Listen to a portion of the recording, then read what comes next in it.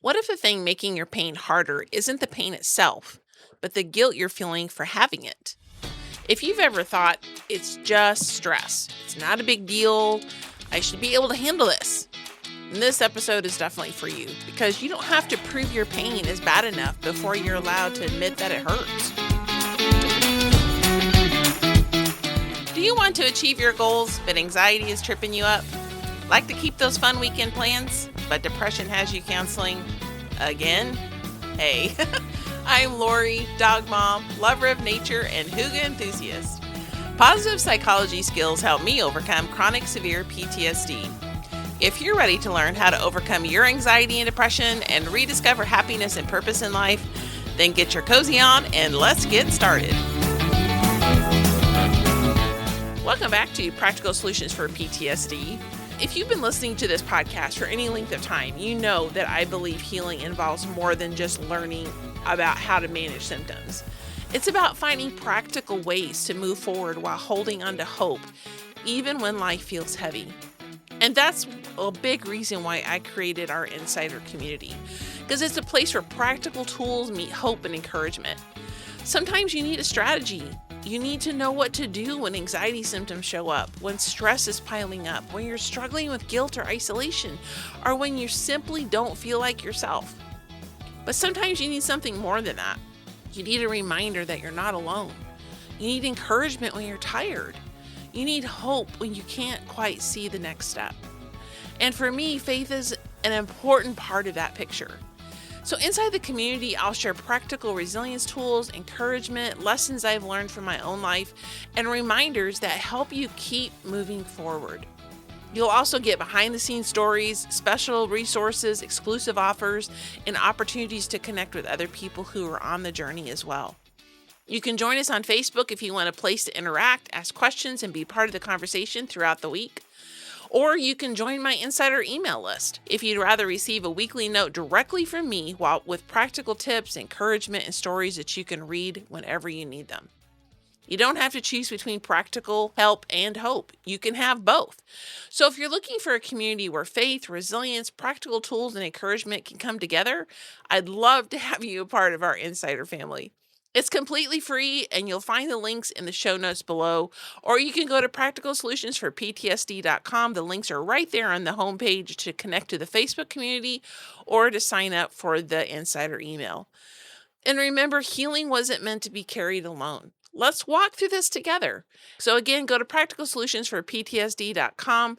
You'll find links right there on the homepage where you can become part of the Insider group for either on Facebook or the Insider email. And I look forward to seeing you there. Today, we're going to talk about a topic that hits close to home. Now, you're working on podcasting or coaching, especially in the life coach realm. They often tell you to help clients through something that you've gone through yourself, but that you're 2 to 3 steps ahead on. So you can reach back and share with them from your own experience, and gives you credibility and knowledge and all that. And with a lot of stuff, that's exactly what I do. It's things I've gone through myself that I try to take those lessons and pay them forward to y'all and help you to learn from them and to be able to grow and to learn from either the mistakes I made or the struggles I've come through or whatever it may be to turn that pain into purpose. Well, what we're going to talk about today is something that I still am struggling with. In fact, it was something I was going through last week that brought this to mind, very much to mind. And was praying about it, thinking about it, and decided to put together a podcast episode. Now, I am a little bit down the road. I have worked through some of this, but I want to be able to share with you some of how you deal with the pain in your life. And so often we feel like our pain has to be big enough to be able to acknowledge it. And so have you ever heard yourself saying something like, it's just stress, or it's just anxiety, it was just a bad day, it's just something that happened a long time ago, it's just a difficult relationship, it's just seasonal depression, it's not that big of a deal. Other people have been through so much worse. I should be able to handle this. Why am I still upset about this? Why does this bother me so much? If you've had any of these thoughts before, Trust me, I can relate. And this is definitely the episode for you. I mean, last week I had an emergency come up with my dog, and y'all have heard me talk about Sam a lot on the show, especially if you're part of the insider group and you're on Facebook or the emails. I talk about him even more there and share pictures of him and my beloved best friend that's on four legs and has hair. We've been together since he was 4 months old. I love him to death. He'll be 12 in November, and he had an emergency that came up, and he had to have surgery, and knowing his age, I didn't know how it was going to affect him and the strain that he's gonna have on his body and how that was gonna come out. I still don't have the lab work back from the surgery, so still praying about that. But the whole process of, him, one, the injury that caused the need for the surgery, then setting up the surgery, carrying it out, I was dealing with all this guilt and, well, the pain that was associated it, and then feeling guilty for having this pain and having the shame of not wanting to share it with people because I was afraid they'd look down on me or tell me it wasn't like there's a lot of people going through a lot worse things than having to put their dog through surgery. And, there's other people they devalue it or think that I'm being a big crybaby. And I mean, there's a lot more important things going on than that. And yet it was very painful for me. It was causing a lot of anxiety, a lot of stress. And I didn't know, how am I going to pay for this? And how is he going to handle it? And what am I going to do? And there's just all this stuff going on. And I finally decided to share it with some people in my inner circle. And the whole time I'm sharing that, I was struggling with I shouldn't say anything because the pain isn't important enough to them. It's important to me, but will it be to them? And we often feel that way. I remember several years ago, the first time I really came up against this, I was talking to a woman who had been kidnapped, beaten, and raped and left for dead, and she'd obviously survived. And we were talking about this, and I said something to her about, I was like, well, I haven't been through the pain that you've been through, and she actually interrupted me mid sentence and she said, Lori, pain is pain. It doesn't matter if it's the same pain that I went through. Your pain is still pain. And I've never forgotten that. And it actually helped me work through. And that's where I said I may be a step or two ahead, but it's something that I still struggle with. Pain is pain. We don't have to have a permission slip to feel it. So I want to be able to talk to y'all a little bit about that, whatever it is that you're going through and whatever pain that you're dealing with and the guilt that often comes with that. Because the guilt we feel doesn't make our pain less worthy. Because we often feel like our pain isn't worthy of being acknowledged. We think our pain has to be big enough, or serious enough, traumatic enough, or obvious enough before we're allowed to admit that it hurts. Sometimes instead of simply carrying the pain, we carry shame about the pain. We carry guilt because we're hurting. And that can become a very heavy load. So I was talking about some of this earlier, but I want you to listen when you start with the word just. When you insert that into whatever it is that's hurting you. It was just a bad day. It was just an argument. It was just a breakup. It was just stress. It was just anxiety. It was just something from my childhood. It was just one more disappointment. It was just a difficult season. We use that word to shrink the experience, to make it smaller, more manageable, less embarrassing, less worthy of attention. And sometimes we do that because we're afraid of what will happen if we actually acknowledge how much something affected us. What if someone thinks we're being too sensitive? What if they think we're making a mountain out of a molehill? What if they say, that's it?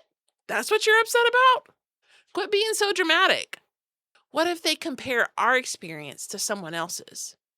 So instead of saying, this hurts me, we cover it up by saying, it's fine. I'm fine. Everything's fine. It's all good. I'm blessed. And we move on. Or at least we try to. And here's where this gets really interesting. We can take something that hurt us and turn it into evidence that something is wrong with us. We don't just think this hurts. We think, why can't I handle this?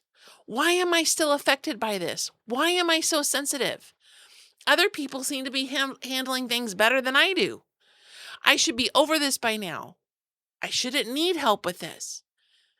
Now we're carrying two things. We're carrying the original hurt, and we are now carrying guilt and shame because we're hurting. And that's a completely different burden. If you have ever experienced anxiety symptoms, depression, seasonal depression, PTSD, stress, isolation, guilt, loneliness, you may already know what this feels like. Having the pain and then having the guilt and shame because of the pain. You can be functioning, you can be getting things done, you can be showing up for work, taking care of your family, answering the texts, making dinner, going through the motions. And underneath all of that, there can be this quiet thought, I shouldn't be struggling this much. But here's something I want you to hear today. You don't have to prove that your pain is bad enough before you're allowed to acknowledge that it hurts. I'm going to say that again. You don't have to prove that your pain is bad enough before you're allowed to acknowledge that it hurts. One of the reasons we minimize our pain is comparison. We look around and think, well, other people have been through worse. And that's true. They may have. But someone else's suffering doesn't erase yours. Pain isn't a competition where the person with the most traumatic story wins a right to be affected. You don't have to win the trauma Olympics before you're allowed to say, this was hard for me. You can recognize that someone else is experiencing something more severe and yet still acknowledge your own pain. Those two truths can exist at the same time. You don't have to say, my pain was worse. You can simply say, my pain was real. And I think that's an important distinction because sometimes we believe acknowledging our pain means exaggerating it. It doesn't. You don't have to make it bigger than it was. You don't have to make it more dramatic. You don't have to convince anyone that it was devastating. You can simply tell the truth. This hurt me. And here's what can happen when we don't feel like our pain is worthy. We hide it. We minimize it. We bury it. We keep functioning. We tell ourselves we'll deal with it later. We also tell ourselves other people have more important problems. We don't want to be a burden. We don't want attention. We don't want someone thinking we're weak. So we become very good at saying, I'm fine, even when we're not. And sometimes the people around us have no idea what's actually happening because we've become experts at making our pain invisible. But invisible doesn't mean non-existent. What we don't acknowledge doesn't necessarily disappear. Sometimes it comes out sideways. Irritability, withdrawal, anxiety, exhaustion, numbness, resentment, overwhelm, difficulty concentrating, feeling disconnected from people, are reaching the point where one more little thing feels completely unbearable.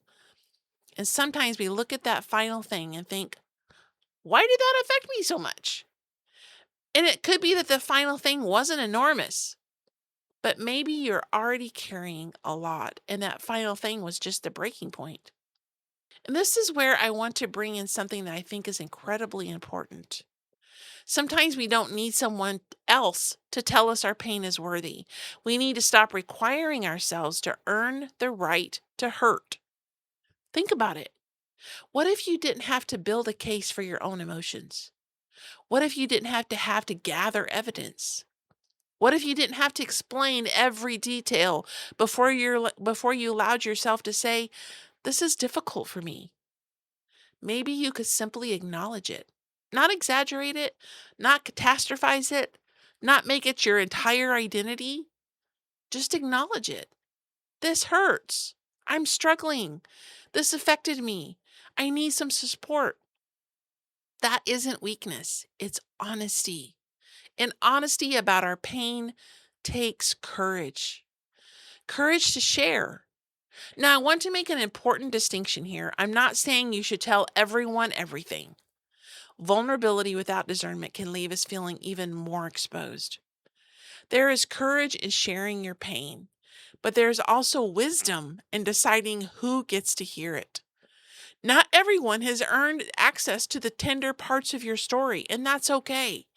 You want people who can honor your pain, people who can listen without immediately minimizing it, people who don't respond with, well, at least, or you should know better than that, or you should have the skills to deal with that, or you think that's bad. Let me tell you what happened to me. And you can just get over it. You want people who can hear, this really hurt me, and respond with something as simple as, I can see why that's difficult.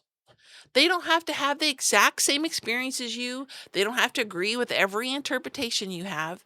They don't have to try to fix it. They simply need to be able to honor the fact that it was painful for you. That matters. That's important. So maybe courage isn't telling everyone your story. Maybe courage is allowing the right people to know the truth about what you're carrying. That requires a little discernment. So ask yourself, has this person demonstrated that they can handle vulnerable information? Do they listen? Do they respect boundaries? Do they make space for my experience? Do I feel like I have to defend my pain to them? Do they immediately try to fix me? Do they compare my experience to theirs? Do they respect my privacy? Can they sit with discomfort without making me responsible for making them comfortable? These questions matter. They're important because sharing your pain should not require you to abandon wisdom. You can be courageous and discerning. You can be honest and have boundaries. You can let someone know you're hurting without giving them every detail of your story. So a different way to approach this would be something like this. The next time you catch yourself saying, it's just, and then fill in the blank, just stop.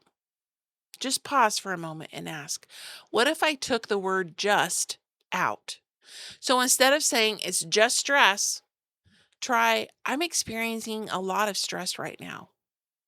Instead of it's just anxiety, try putting my anxiety symptoms are making this really difficult right now.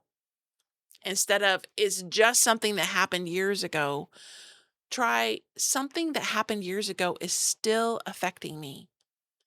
Instead of saying it's not that big of a deal, try maybe it doesn't need to be a huge deal for me to acknowledge that it hurt. It's not making a mountain out of a molehill. It's telling the truth about the molehill. And sometimes a molehill has been sitting on top of a whole lot of other things. I want to leave you with this today. Your pain doesn't need to be the worst pain anyone has ever experienced. It doesn't have to be dramatic enough for someone else to understand it. It doesn't have to meet some invisible threshold before you're allowed to acknowledge it. Your pain doesn't need a permission slip. You don't have to convince someone else that it matters before you're allowed to admit that it matters to you. And maybe that's where the healing begins. Not with fixing, not with explaining, not with comparing, but with simply saying, this hurt. And then asking, what do I need? Maybe I need rest. Maybe I need a conversation. Maybe I need a boundary. Maybe I need someone to pray for me. Maybe I need professional help or to reconnect with someone that I trust. Maybe I simply need to stop beating myself up over having human responses to some difficult situations. Whatever it is, you don't have to shame yourself before needing it. Because sometimes the bravest thing we can do isn't pretending we're okay. Sometimes it's telling the truth. This hurt me. Then choosing carefully who gets to sit with us in that truth. If this episode resonated with you, I want you to take one small thought with you this week. You don't have to prove that your pain is bad enough before you're allowed to acknowledge that it hurts. And remember, sometimes we don't need someone else to tell us our pain is worthy. We need to stop requiring ourselves to earn the right to hurt. You are allowed to acknowledge what hurts. And you are allowed to be wise about who you trust with it. A quick reminder, if you'd like to join a group, a community to help you through this healing journey, make sure to connect either on Facebook or with email. Just go to practicalsolutionsforptsd.com and find all the links you need there. Hey, my friend, I hope you enjoyed today's episode. If so, would you please take 30 seconds and share it with someone you know who may be struggling with depression and anxiety? Also, would you please leave a quick review for the show? Knowing how this podcast is helping you fills my heart with so much joy, and it motivates me for future episodes. For now, it's time for Sam and I to head outside to enjoy some sunshine and fresh air. We'll see you back here on Tuesdays and Thursdays for more great episodes.